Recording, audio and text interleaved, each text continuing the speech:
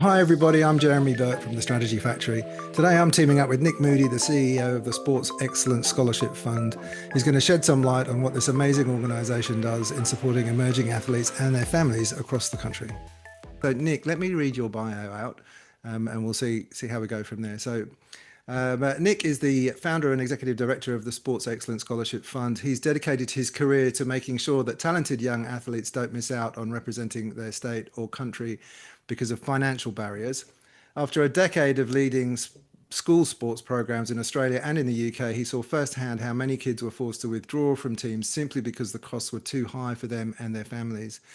Now, that insight led Nick to launch the SESF, which now provides hundreds of scholarships each year, along with mentoring from Olympians and elite athletes.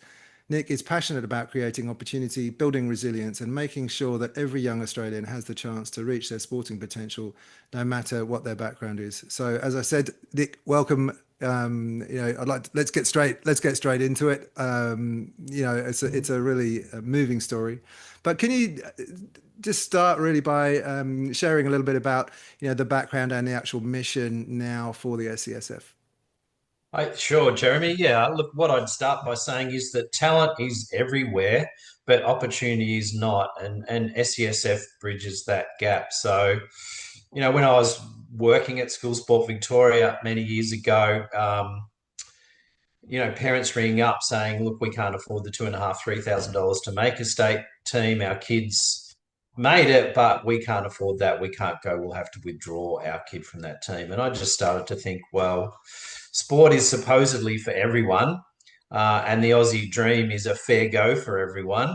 And we weren't seeing that. So I decided to put something in place with the help of that organisation and that board that, has really grown from there. Yeah, and so the two and a half, like and $3,000 that you refer to, that's the cost. What does that? What's the breakdown there? So, yeah, we've done lots of surveys of state teams going away and national teams going away in Australia, and the state team cost is about $3,000 on average.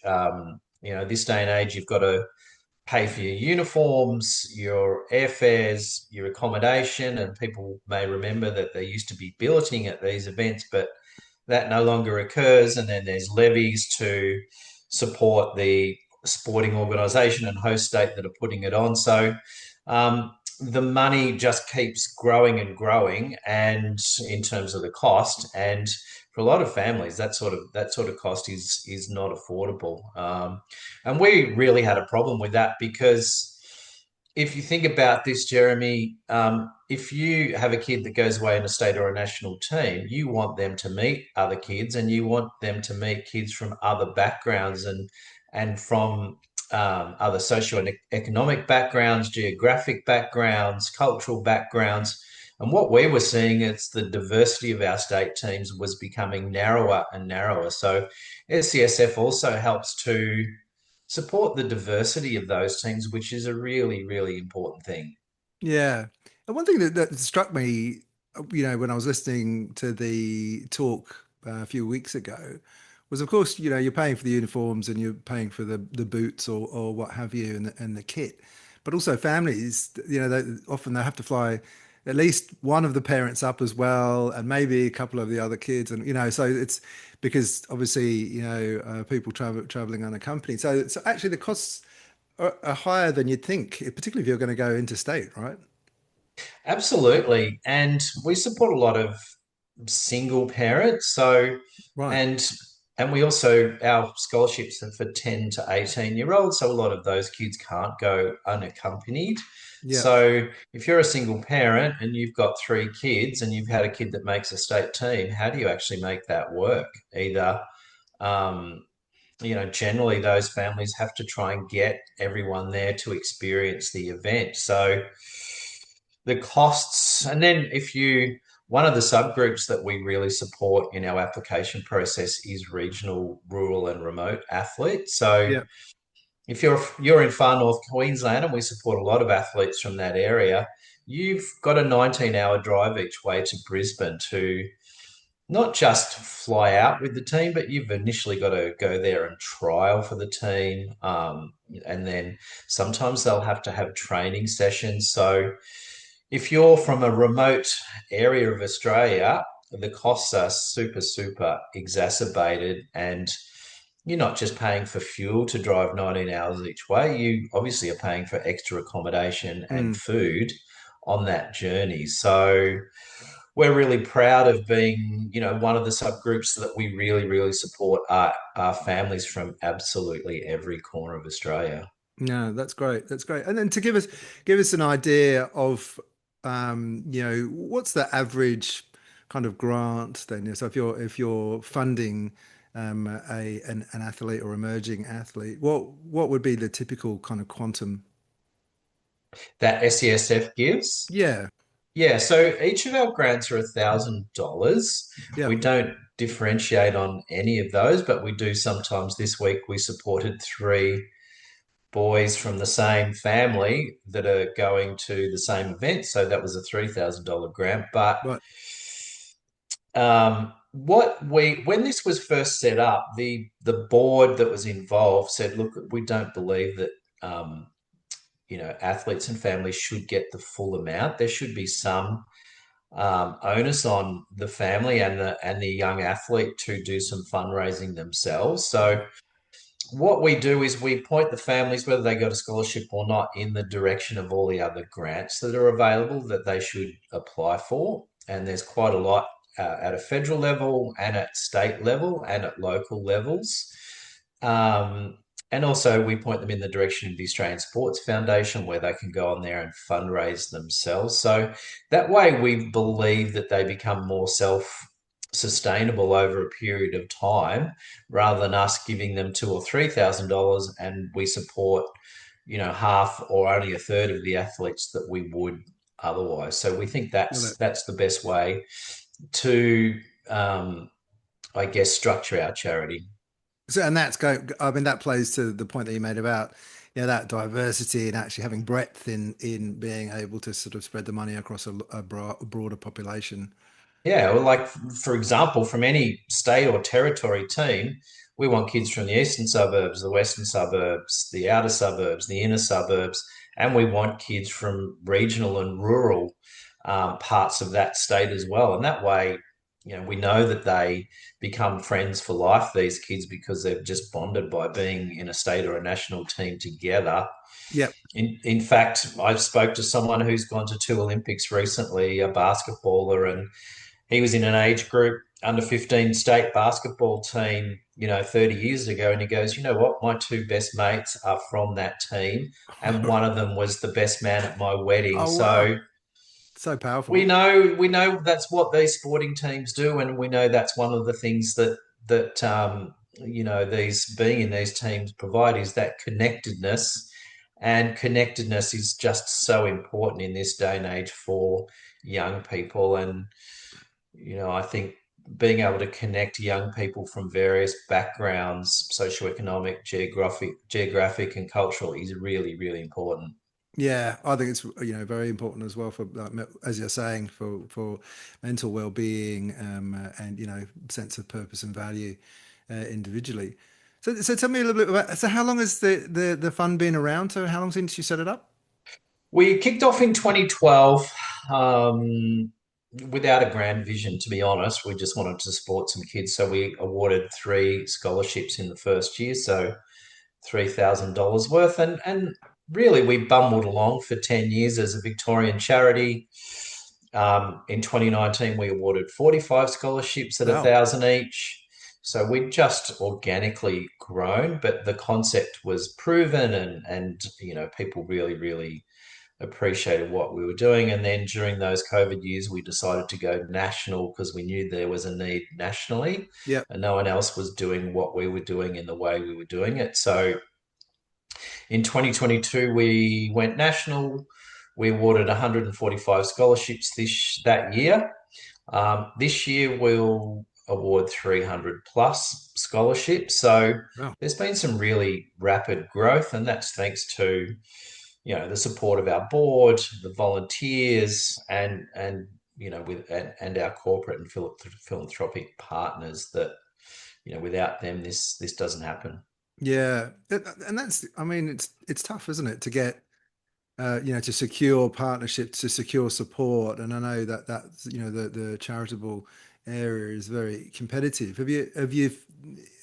I mean, to be honest, it sounds like you're making it look easy. The amount of growth that you're posting year on year. Has that been something that's been easy for you guys to generate, or has that been more of a challenge? I think it's been a challenge. I've definitely have lost any sense of hair that I may have had previously. Um, There's nothing wrong with that, mate. um, I think we've found a few things. We don't necessarily suit government funding because we're not running projects as such. Our main core, which we've stuck to through and through, is getting money in and giving that money straight back out. Yeah. Um, that has suited some corporate partners, and what we've found is that those partners have really stuck with us. And so that's a key part of what we do, is not having to renew and look for new partners every year. The corporate partners have stuck with us. You know, That's Melbourne good. Cricket Club, RACV, Bunnings, New Balance, Asker, a bunch of corporate partners have really stuck with us, which has been, made our life easier. And then we've had some great philanthropic partners that have really stuck with us as well. The Phillips Foundation has been one of those. And so we've also had some support from sporting bodies, national and state sporting associations, who fund scholarships for emerging athletes within their own sports. Yeah. And so we're not really a charity that puts on these big fundraising events and does raffles and does those types of things. We've landed in that sweet spot where we've got some really solid ongoing support from partners who are really great and trusted brands within Australia. And Yeah. I think that's been the success, the way we've had our success and growth. Yeah, I mean, certainly the sort of the level at which I saw that people were emotionally invested in the fund and the purpose and the good that it's doing, was just admirable. So yeah, congratulations on that. Yeah, thank you, Jeremy. And like, the families are just so thankful. And we're trying to stop families from remortgaging houses, from racking up massive credit card debts, from having to ask their own parents Mm, for loans. So we see every week, I guess the drama and the trauma of families, because no parent wants their kid not to play in that state or national team. So they do extraordinary things to try and get them there, and we play a small part in helping them get there. But for example, last year, we had a parent that was ringing saying, "Look, the money's not in our account yet." And we said, "Look, we've processed that money." Um, and you know they were going back and forth to the ATM to check their account balance, and they were actually at the event, and we came to realize that they were needing that money for their next meal at that event. mm. So that's what we're dealing with, and we need to support those young athletes and those families that really do need a bit of financial support to help get their kids, Yeah, not necessarily on the sporting dream to pathway. We've had kids go to Olympics and AFL and AFLW and the peak of their sports, but for their SESF, it's about that one kid that did represent New South Wales, Queensland, Victoria, Australia, whoever, that one time, and they never do that again. But they've got there and they did it, and they should have been there, and we helped get them there. And they reap all the benefits of going away, the self confidence, the connectedness. yeah, And then they go back to their local communities, and they wear their state uniforms, and they raise the aspiration locally. It's all those things that to us are super, super important.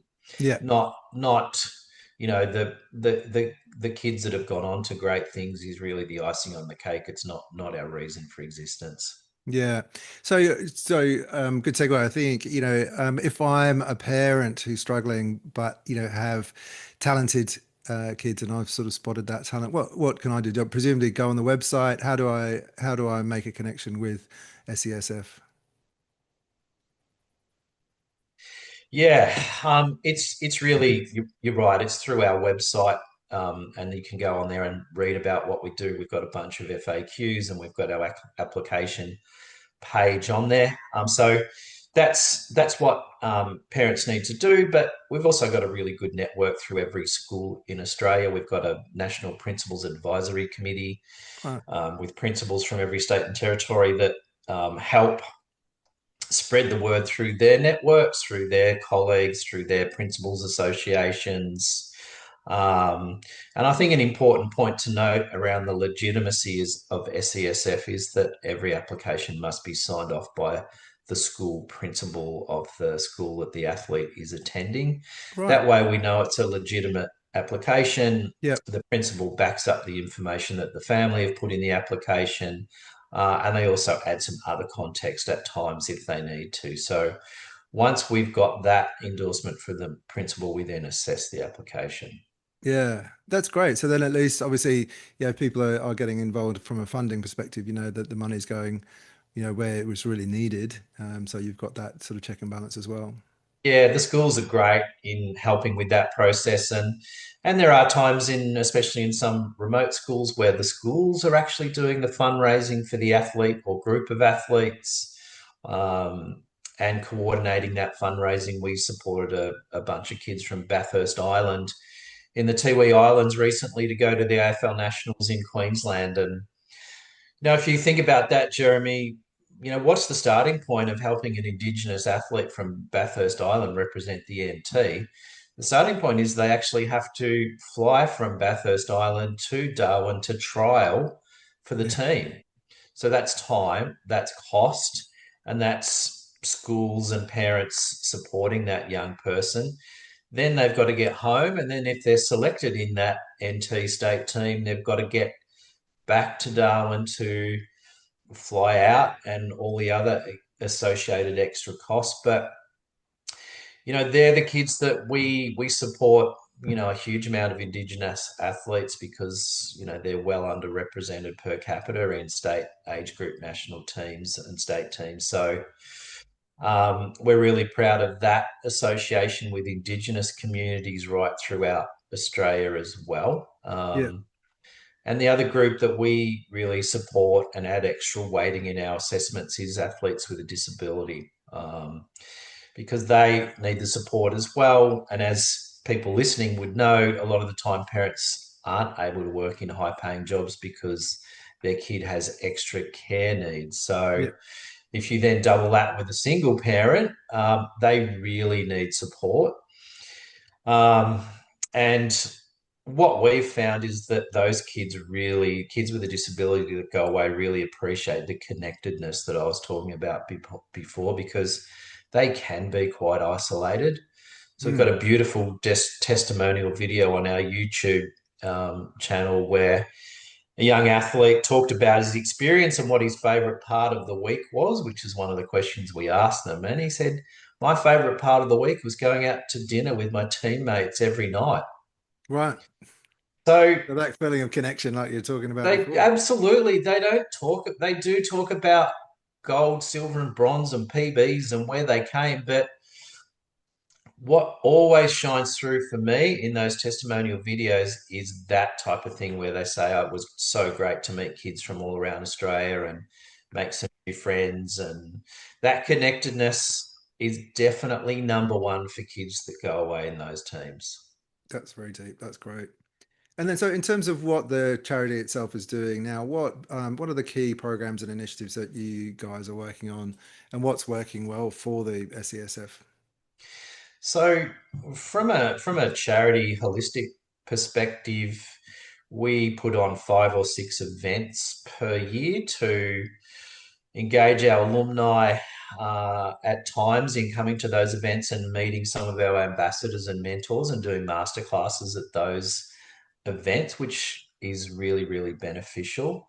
What price do you put on a 13-year-old girl coming to an event and, chatting to Mac Horton, Olympic gold medalist, about swimming and their careers, and that's invaluable. So that really works for us, and that gives us a chance to thank current partners as well, Yep. and invite potential partners to those events. So that really works well for us. But we're really focused, Jeremy, on growth. So the 300 plus scholarships this year, we're building to 500 plus scholarships in the next couple of years, because we Yep. know the need is there.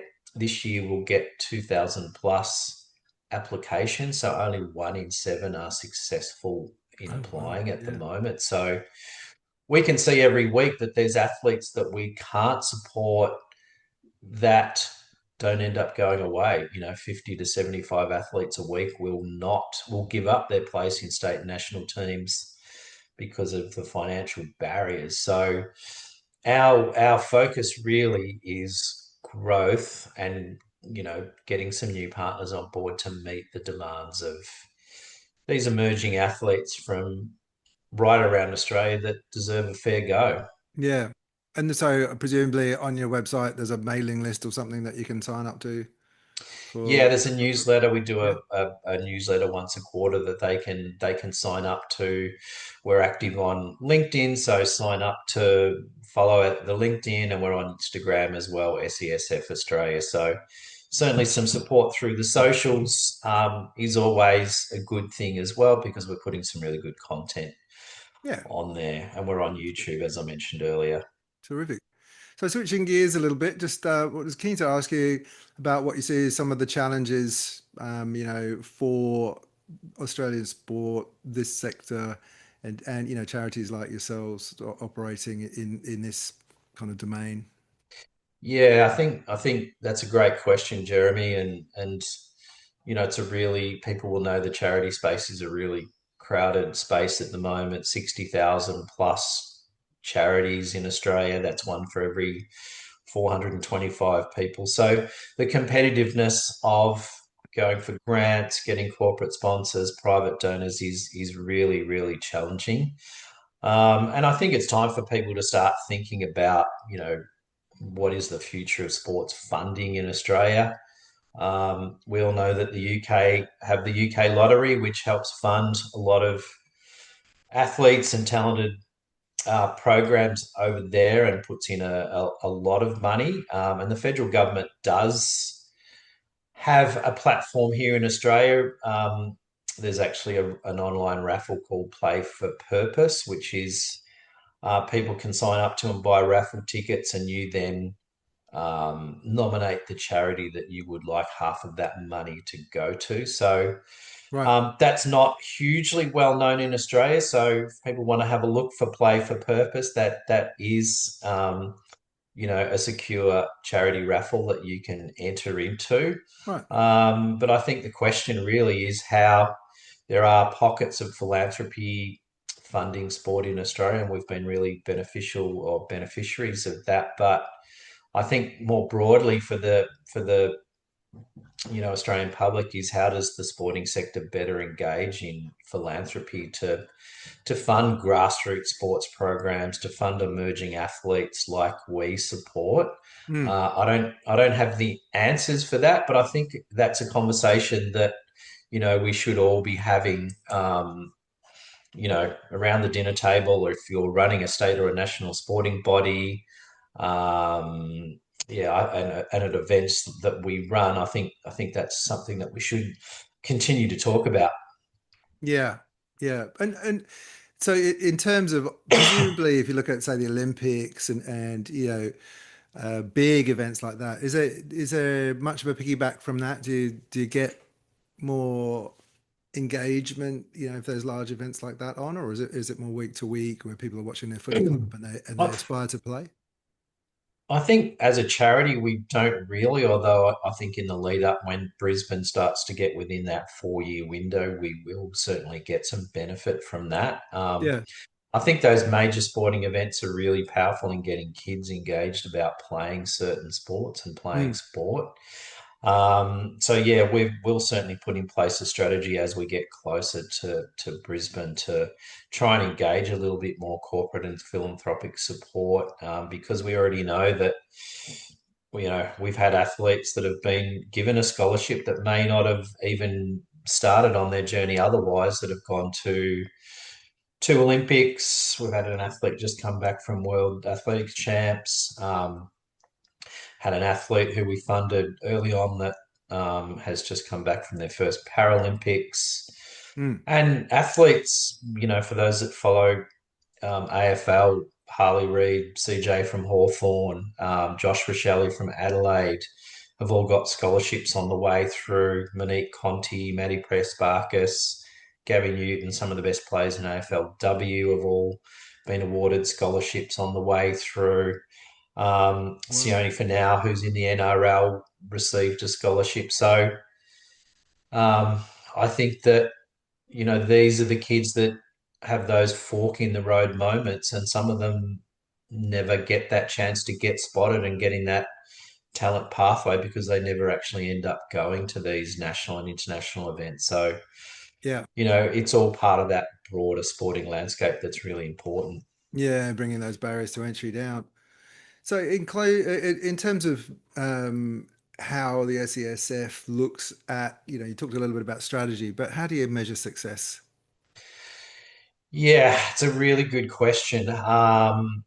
We measure success in a few ways. I think we've got some goals around how many scholarships we give out each year and the growth around that, which is really important to us.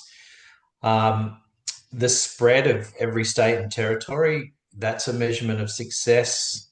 So we measure that, how many scholarships we're giving per capita right across Australia. That's important. And a percentage of, as I mentioned earlier, a percentage of scholarships that go to regional, rural, and remote athletes, Indigenous athletes, and athletes with a disability is a really important measurement for us. Um, Excellence in governance is a really important measurement for us because we need to be right on top of that, and potential partners and current partners need to see that we're absolutely on top of that. So if you go to our website, there is a governance tab. You can see our board, you can see our policies, you can see our terms and conditions, you can see our model rules, you can see that we're an incorporated association. So governance is another key, strong governance is another key measure of ours. And Mm. then we're really fortunate through one of our partners, the Phillips Foundation, to be able to do the Hope Survey with all of our athletes that get a scholarship. So that is a survey that's measured through the University of Adelaide, Resilience, Youth Resilience Australia, and an organisation called Giving Connect. So that's called the Hope Survey, and it measures the hopefulness of these athletes compared to the national Right. average. So that's how we measure our impact as well. And I'll just throw a couple of stats at you from last year's Hope Survey. So 81% of our scholarship recipients felt hopeful most or lots of the time, Wow. compared to 72% nationally.